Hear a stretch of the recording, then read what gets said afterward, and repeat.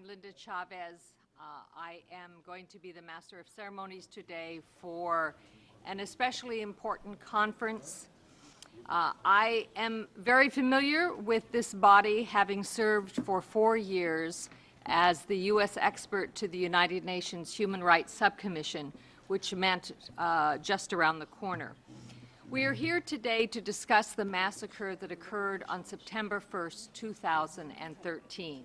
It has been more than 6 months since 52 people, 46 men and 6 women, were systematically subjected to extrajudicial massacre in Camp Ashraf.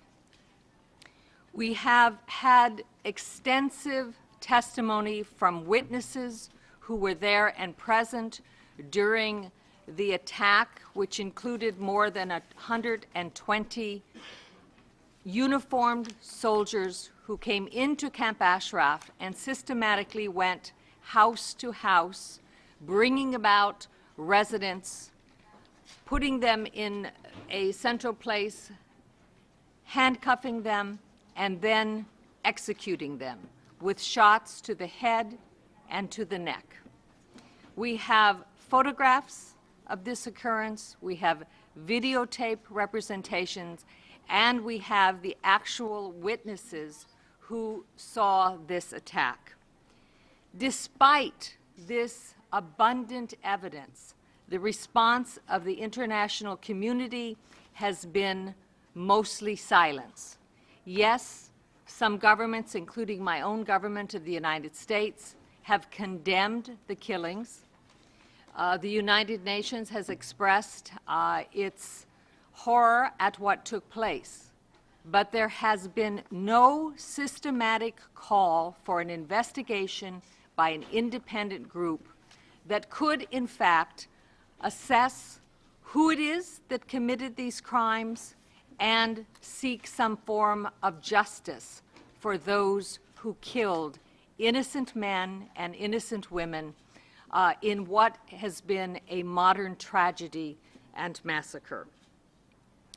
The Iraqi government that is responsible for the safety of those who were in Camp Liberty and for those who were in Camp Ashraf has first deceived, then dissembled, and finally lied about what took place. They claimed at first that these deaths occurred as a result of explosions within the camp, some sort of natural disaster within the camp.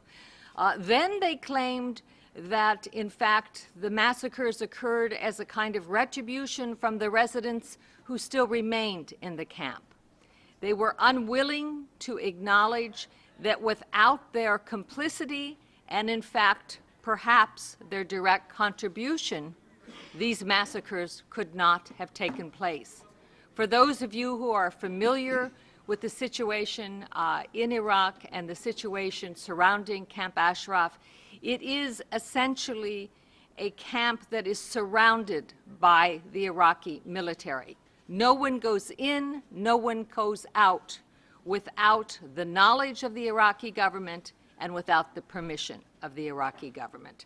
So it simply defies credulity to claim that the Iraqi government did not know what is happening. The conference today is here to dispel these lies and to hold accountable those who sincerely care about human rights to come forward and to demand that the United Nations live up to its charter, that the United Nations Human Rights Commission do what is required of it, which is to bring justice to the 52 innocent men and women who were taken. There have already been numerous attacks with the killing of more than 100 people that have been lodged against Camp Liberty. There have been mortar attacks from the outside, and those who live within the confines of Camp Liberty are under constant daily threat. They are denied even the most basic of human rights. We have learned just this morning from those with knowledge of what is going on in Camp Liberty that even the basic delivery of foodstuff has stopped within the last 2 weeks in Camp Liberty. Those who are inside are in desperate need of our help. We must assure that humane conditions are provided in Camp Liberty, is that there be an independent investigation of what has gone on in both Camp Ashraf and Camp Liberty. The Office of the High Commissioner for Human Rights has called for an independent investigation and then nothing. The government of Iraq cannot, under any circumstances, be the body that investigates this massacre.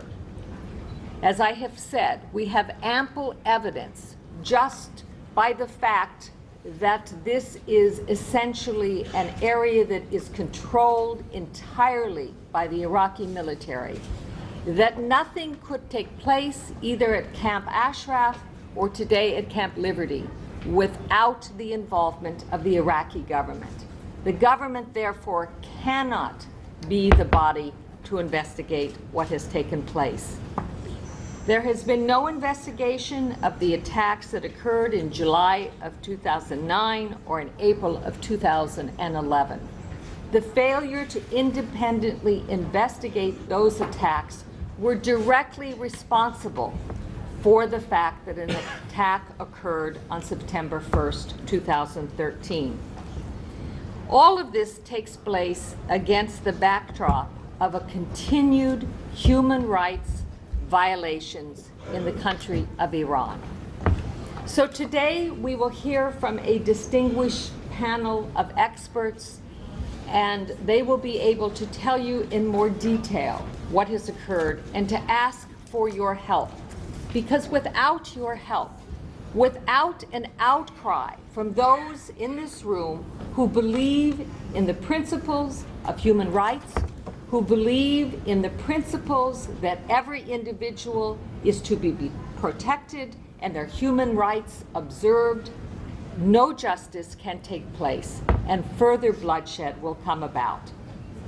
Now I would like to introduce our first speaker. She is a woman who does not need introduction to this group because she is someone who has represented her people and their fight for basic liberty, for democracy, and for human rights for many years.